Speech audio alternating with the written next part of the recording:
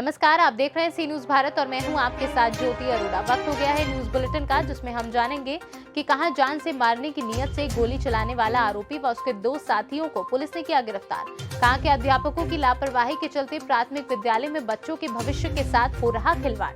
कहां महिलाओं से छेड़छाड़ करने वालों पर नहीं हुई कार्यवाही और न होने पर परिवार बैठा आमरण अनशन पर। साथ ही जानेंगे कहां पुलिस ने किया 57,49,000 की लूटकांड का खुलासा। इन सभी खबरों पर होगी विस्तार से चर्चा, तो आइए शुरू करते हैं खबरों का सिलसिला।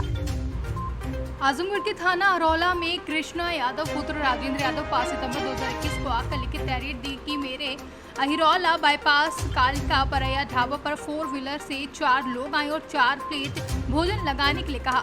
मैं और मेरे कर्मचारियों ने भोजन लगा दिया। जहां भोजन करने के बाद जब मैं पैसा मांगने लगा, उन्होंने मेरी सारी दुकान का सामान की तोड़फोड़ कर दी।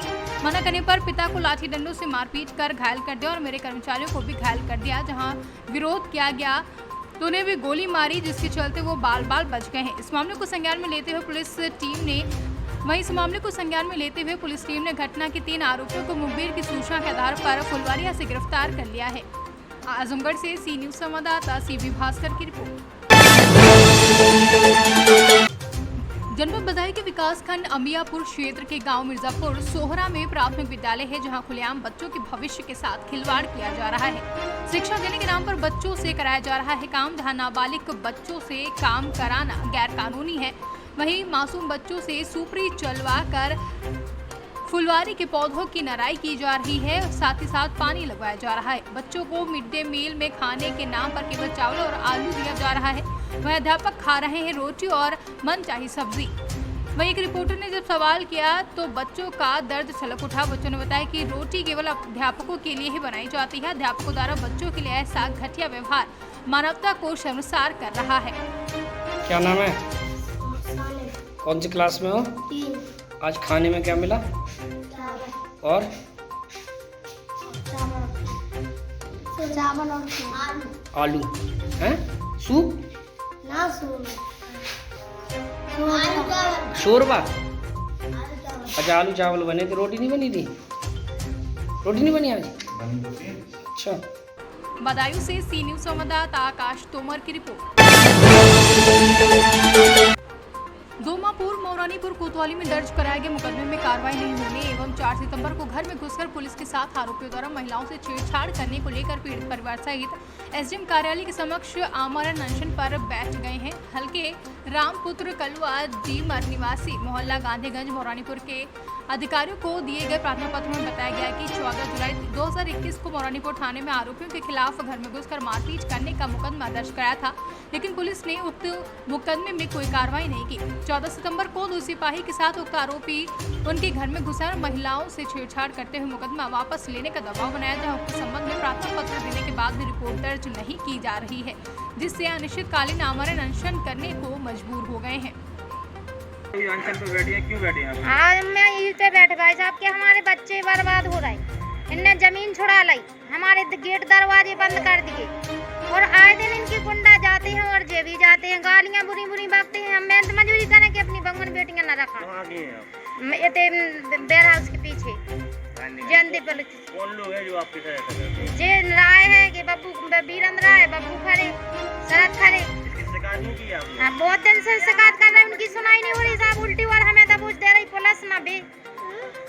मामला साहब जमीन का है। क्या जमीन के कैसा, विस्तार से बताएं। विस्तार से ये बताएं कि इन लोगों ने जमीन पे हमारे कब्जा कर लिया है। अब इन लोगों की हो गई है एफआईआर इनकी हो गई। पुलिस इन्हें गिरफ्तार भी नहीं कर रही है। वो भूमि माफिया हैं जी। और इसके अलावा हमारे ऊपर केस पे केस, फर्जी केस डाले जा रहे, 4 केस डाल दे फर्जी। और इन्हें गिरफ्तार नहीं कर रहे हैं जिनकी एफआईआर हो गई है। जे बब्बू खरे हैं, वीरेंद्र राय हैं, सैयद खरे हैं और पुलिस का लेके पहुंचत धमकत है। मौरानीपुर से सी न्यूज संवाददाता चंदू राइन की रिपोर्ट। झांसी जिले में लॉकडाउन के दौरान नगर निगम के परिवर्तन दल द्वारा एक व्यापारी नेता की मारपीट के मामले में आखिरकार मुकदमा दर्ज हो ही गया। इस मामले में नगर निगम के परिवर्तन दल के इंचार्ज NN वाजपेयी सहित कई लोगों को नामजद किया गया है। अप्रैल माह में कोरोना महामारी के चलते जब हर तरफ अफरा तफरी मची हुई थी, उसी समय नगर निगम का परिवर्तन दल टीम लीडर NN वाजपेयी के नेतृत्व में बुंदेलखंड महाविद्यालय चौराहे के निकट स्थित गुरु नाश्ता भंडार पर पहुंचे। परिवर्तन दल द्वारा दुकान में घुसकर पैकिंग रोल तथा प्लास्टिक की चम्मच आदि को जब्त कर लिया गया था तथा दुकानदार से 10,000 की मांग की गई। दुकानदार विजय गुप्ता द्वारा यह कहे जाने पर कि लॉकडाउन महामारी के चलते आर्थिक स्थिति ठीक नहीं है, इसलिए वे इतने रुपए नहीं दे सकते हैं, जहां परिवर्तन दल ने अभद्रता करनी शुरू कर दी। इसकी सूचना व्यापारी विजय गुप्ता ने झांसी व्यापार मंडल के अध्यक्ष संतोष साहू को फोन पर दी। इस पर संतोष साहू अपने साथ एक अन्य पदाधिकारी चौधरी फिरोज के साथ मौके पर पहुंचे और परिवर्तन दल के अधिकारियों से बातचीत की। इस पर परिवर्तन दल उत्तेजित हो गया और अध्यक्ष के साथ अभद्रता शुरू कर दी। विवाद बढ़ने पर परिवर्तन दल में शामिल टी नारायण नामक कर्मचारी ने अध्यक्ष के साथ मारपीट कर दी, जहां इस घटना का वीडियो कुछ दिनों बाद सोशल मीडिया पर जमकर वायरल हो गया, जिसके बाद हंगामा मच गया। उसी समय घटना को लेकर अध्यक्ष संतोष साहू द्वारा पुलिस तथा प्रशासनिक अधिकारियों को परिवर्तन दल के खिलाफ मुकदमा दर्ज करने के लिए प्रार्थना पत्र दिया गया। आज इस मामले में पुलिस ने परिवर्तन दल की टीम लीडर नारायण तथा 5 से 10 अज्ञात लोगों के खिलाफ मुकदमा दर्ज कर लिया है। Bureau report Jhansi. पटना जिले में एसएसपी उपेंद्र कुमार शर्मा के द्वारा प्रेस वार्ता के दौरान अंकित मेटल एवं पावर लिमिटेड पश्चिम बंगाल के पटना स्थित का कार्यालय एग्जीबिशन रोड में हुए 57,69,000 के लूटकांड का खुलासा किया गया है। सूचना मिली कि Ankit metal and power limited Durgapur Paschim Bangal exhibition road Patna स्थित कार्यालय में उनके स्टाफ से अज्ञात 3 अपराध कर्मियों द्वारा 57,49,000 की बड़ी राशि की लूट हुई है। सूचना पर तत्काल वरीय पुलिस अधीक्षक पटना द्वारा स्वयं अनुसंधान प्रारंभ किया गया, जहां इस प्रकार के गिरोह के सक्रिय को रोकने के लिए पुलिस अधीक्षक पटना के नेतृत्व में टीम को भी लगाया गया, जिसमें पुलिस ने आज इन सभी आरोपियों को गिरफ्तार किया है। लेकिन जैसा कि सूचना हम लोग को मिल रही थी, हम वही मान के चल रहे थे और क्योंकि रात से लेट हो गया था, हम लोग ने एक्सपेक्ट किया कि एक दिन FIR होगा और FIR ऐसे करने में चूँकि ये कर्मी थे ये दोनों, तो दोनों लोग फिर अपने मालिक से बात करेंगे, कांटेक्ट करेंगे, उसके दूसरा वजह पर FIR होगा। FIR 2 को नहीं होता है, 3 को नहीं होता है, 4 को नहीं होता है। और लेकिन हम लोग अपना अनुसंधान प्रारंभ कर दिए हैं और हम लोग फिर CCTV फुटेजेस देखते हैं तो जैसे बहुत सारा चीज़ क्लियर होता है। जब सूचना दी गई थी हम लोगों को तो लूट का जो तरीका था उस पर भी हम लोग को भारी संदेह हुआ था। बताया गया था कि अज्ञात अपराध कर्मी लगभग 3:50 में ऑफिस में घुसते हैं। कैसे घुसते हैं? ये जो आदमी है जिसका नाम है रवि भास्कर, ये तगादा करके पटना के भिन्न भिन्न क्षेत्रों से पैसा लेके आया है और अंदर घुसा है और जैसे घुसता है तो उसके पीठ के पीछे 3 लोग इसको धक्का देके ऑफिस में घुस जाते हैं। पटना से सी न्यूज संवाददाता गोपाल प्रसाद सिन्हा की रिपोर्ट। समाजवादी पार्टी के राष्ट्र महासचिव और पूर्व कैबिनेट मंत्री अवधेश प्रसाद ने बृहस्पतिवार को प्रदेश सरकार पर निशाना साधते हुए उसे हर मोर्चे पर विफल बताया। अमानीगंज ब्लॉक मुख्यालय पर किसानों की फसल सांडों से बचाने के लिए और बढ़ती हुई महंगाई पर रोक लगाने के लिए 1 दिवसीय विशाल धरना प्रदर्शन पूर्व मंत्री अवधेश प्रसाद की अगुवाई में की गई। धरना प्रदर्शन में मौजूद लोगों से प्रसाद ने कहा कि प्रदेश भर में छुट्टा जानवरों के चलते किसानों की फसलें नष्ट हो रही हैं, लेकिन प्रदेश सरकार इस समस्या की ओर कोई ध्यान नहीं दे रही है। उन्होंने कहा कि स्थानीय स्तर पर तहसील क्षेत्र समेत जिले के किसान प्रदेश सरकार से बेहद खफा हैं और आने वाले विधानसभा चुनाव में उसे मुंहतोड़ जवाब देने के लिए तैयार बैठे हैं। इतना ही नहीं, उन्होंने ये भी कहा कि मेरी सरकार बनते ही जिन किसानों को छुट्टा सांडों के मारने से मौत हुई है उनके बच्चों को 5 लाख रुपए भी दिया जाएगा। अयोध्या से सी न्यूज संवाददाता सुनील की रिपोर्ट।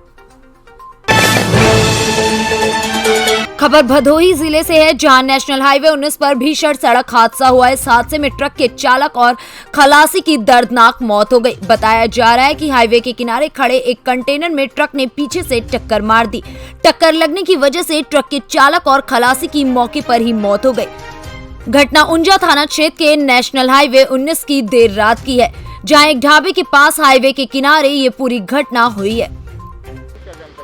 देखिए, इस पे एक नेशनल हाईवे पे अर्ध रात में एक नेशनल हाईवे स्थित ढाबे के किनारे एक पहले से ट्रक खड़ी थी। उसके बाद वाराणसी से इलाहाबाद की तरफ जा रही एक दूसरी कंटेनर जाकर उसमें जोरदार टक्कर मारी, जिसमें उसमें लदा था सरिया, और वो सरिया बॉडी को चीरते हुए और ट्रक पे घुस गई, जिसमें कि मौके पर ड्राइवर और खलासी बुरी तरह से घायल हो गए और मौके पर ही मौत हो गई। भदोही से सी न्यूज संवाददाता गिरीश पांडे की रिपोर्ट। हाथरस जिले के सादाबाद में जितई रोड स्थित अधीक्षण अभियंता कार्यालय चतुर्थ खंड सादाबाद पर विद्युत कर्मचारियों द्वारा धरना प्रदर्शन किया जा रहा है। कर्मचारियों का आरोप है कि उन्हें विद्युत विभाग में ठेकेदार के जरिए काम दिया जाता है, जिसकी वजह से उन्हें काफी कम पैसे मिलते हैं। उनकी मांग है कि उन्हें विद्युत विभाग डायरेक्ट भर्ती करे या उनसे लिंक करे। कई मांगों को लेकर विद्युत विभाग के कर्मचारियों द्वारा धरना प्रदर्शन किया जा रहा है। कार्य से विरत कर्मचारी इकट्ठा होकर अधीक्षण अभियंता के कार्यालय के सामने धरने पर बैठे हुए हैं। जो कार्य बहिष्कार किया है, किसके लिए कार्य बहिष्कार क्या है? कार्य बहिष्कार इसके लिए किया जा रहा है।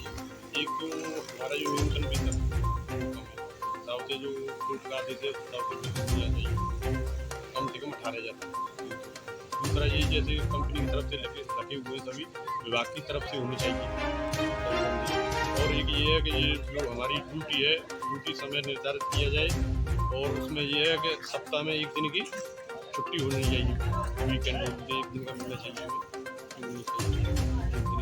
और जो सुरक्षा है, जैसे कोई रात को होना चाहिए, जैसे कोई हमारा बंदा नीचे करंट लग गया, इंजर्ड हो गया, नीचे पड़ा है, उसके लिए तो उसके परिवार की आर्थिक स्थिति ठीक नहीं है, और उसके लिए कोई रात को ऐसा हो कि उस तरह उस समय जाके हम उसको हॉस्पिटल में। हाथरस से सी न्यूज संवाददाता प्रशांत अग्रवाल की रिपोर्ट।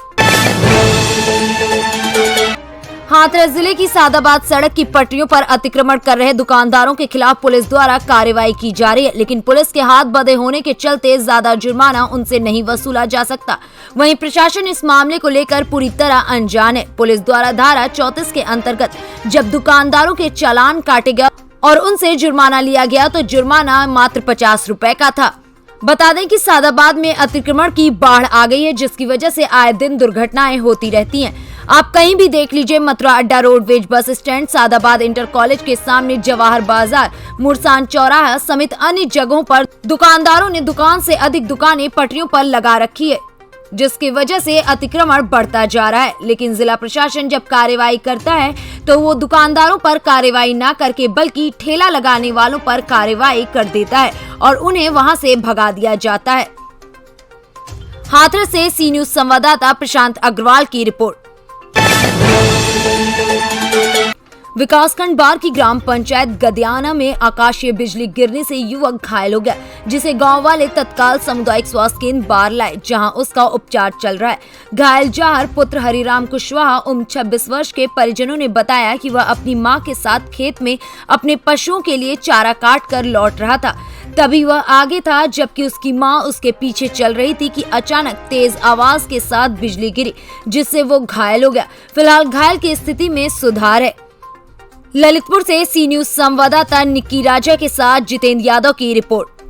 न्यूज बुलेटिन में फिलहाल के लिए इतना ही। देश दुनिया की तमाम बड़ी खबरों के लिए देखते रहिए सी न्यूज भारत।